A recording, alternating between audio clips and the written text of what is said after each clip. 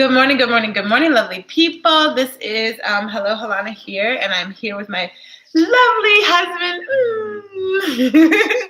This is Greg, and we are going to be doing a quick video for you about how to fruit fast and the benefits.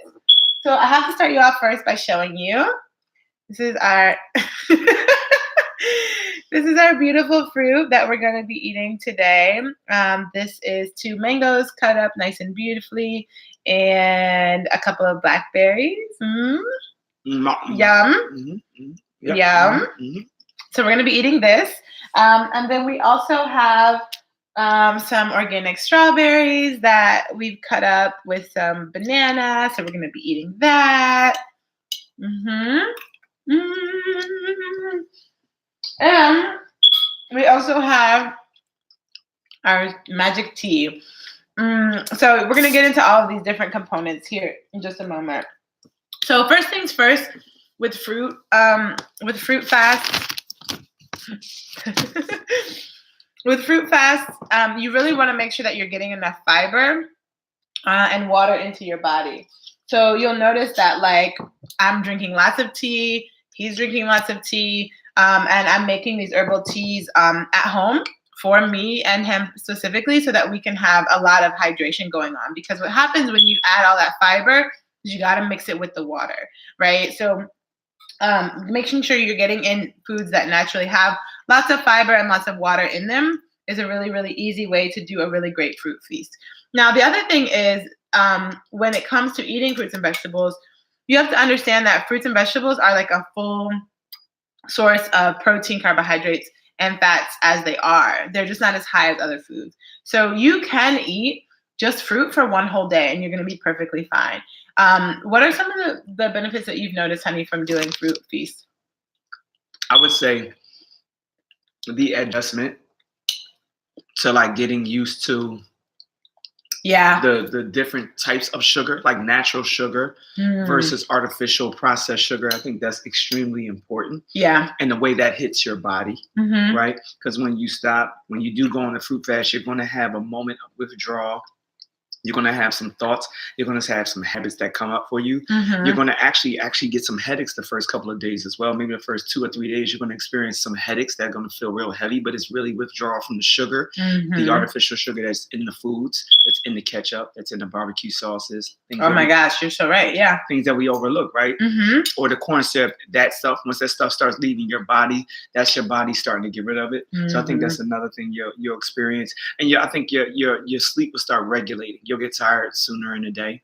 So instead of staying up till 11 o'clock, you might feel more tired around 8 and go to sleep by like 9. That's another thing that could happen, because your body is starting to self-regulate, to cleanse itself and let go of the things that have not been doing it too well and not been providing life. So those are 2 things just off the top of my head. Yeah.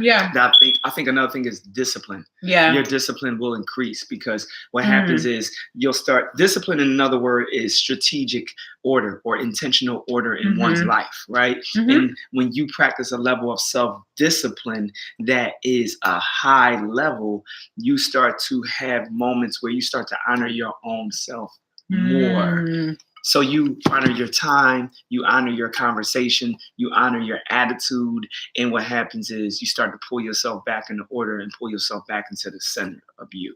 And so those are some things that you're going to definitely experience. It's going to be uncomfortable. Expect it to be uncomfortable at first. It will be uncomfortable. And even if you're 20 days in, let's just say you radically want to do a 20-day fast, you're going to have these moments where you're going to think about chicken. You're going to think about, hot dogs or whatever it is that you may be eating that could be actually seemingly more of an addiction to the experiences that you have, which is a whole nother conversation, which I would love to get into, which needs to be more structured, because I can go and go and go. But just know you're going to have those moments when you smell something, or when you taste something, or when you hear something, because a lot of our experience on this planet is a sensory motivated experience, right? Those 5 senses, they when you see a billboard and you're like, oh, I missed that Checkers burger, right? You're gonna have those moments, man. You're definitely gonna have those moments. So I would just say, stay consistent, stay the course, and really, really push through. Get a good support system around you. People that's not gonna look at you and be like, "You want this chicken? I know you want this chicken." Yeah, right? yeah. Because I was the person that would be teasing you back in the day, like, "Ooh, you want this? You want this apple pie? I know you want this apple pie." But the reality here is that your support system is gonna mean a lot. It's gonna mean a lot, and being a husband-wife duo doing these cleanse, these detox, these fasts are so important because you get to look at somebody and be like, how did you feel today? What emotions came up for you? What habits did you see yourself? What patterns came up for you? What was necessary for you and what was not necessary? Did you get tired sooner? Right? Did you have a moment of disappointment that transformed into a moment of glee? Right? Or did you have a moment when you were frustrated and you were hungry for some food and you took it out at the workspace, or you took it out on your mate, right? Yeah. Those things really come up because it's challenging the way you operate. It's challenging the way you view yourself. It's challenging the way you perform life, You're right. the way you behave, because your food is directly connected to your source of energy. Yeah. And so one thing you have to acknowledge is when you are eating a lot of meat, you are ingesting energy from an animal in an experience that you have no clue how it experienced life. Right?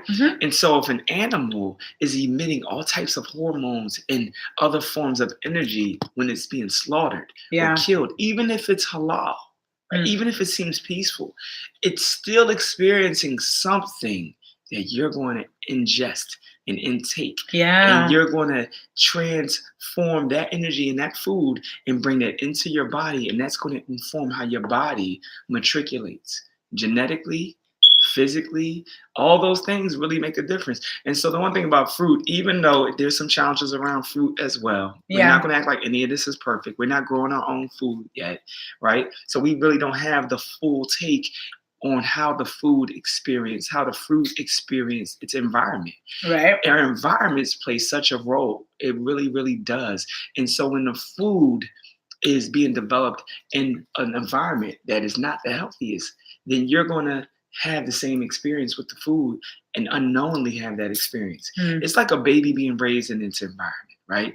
If the baby is being raised in an environment of love, even when there are challenges, that baby is going to know how to respond to life with love, right? Like, think about it. You have two parents in the household, but then you have community members who can also help grow and mold your child the way you need it, the way you're aligned with your values, in the way that's still freeing for the child, in a way where the child's having a facilitated journey rather than an authoritarian, autocratic, or authoritarian. I can't even say it.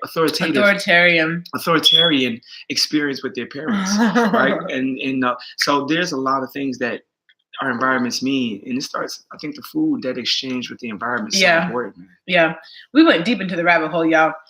Essentially, I try not to. Essentially, fruit fasting is cool, and you should try it. And we're gonna be eating a good amount of fruits and vegetables today.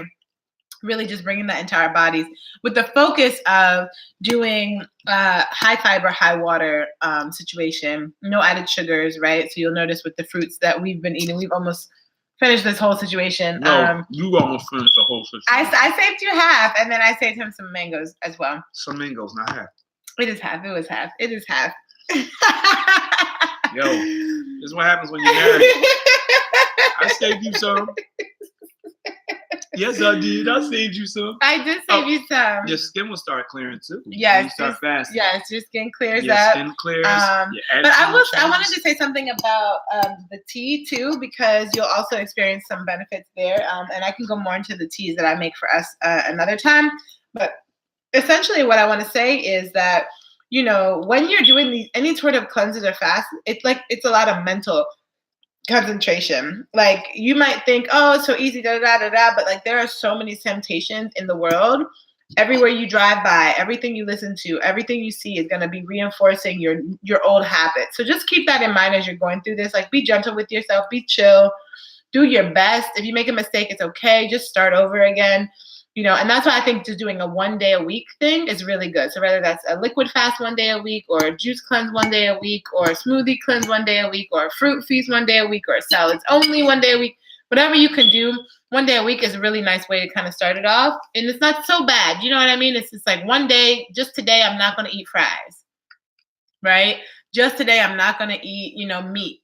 Or just today, I'm not going to eat any fish. Or just today, I'm only going to eat salads. There are a lot of different ways to bring that in. So we are going to be embarking on this. This is our prep week, as I said in our last video. So we are doing teas and fruits and salads and all that stuff. And we have almost completely gotten through all of our cooked food at the house. So we'll be ready to get on this this smoothie cleanse starting on Monday. So we have 1 more day to get through. And then we're just gonna make it happen, y'all. So you'll be able to hear from us on a daily basis, mostly daily basis, of what our experience is with the smoothie cleanse that we're gonna be doing for 14 days, and checking in with you, telling you about some of the recipes we're making, some of the teas that we're drinking, that I'm making, some of the fruits and vegetables that we're eating. So make sure that you stay tuned.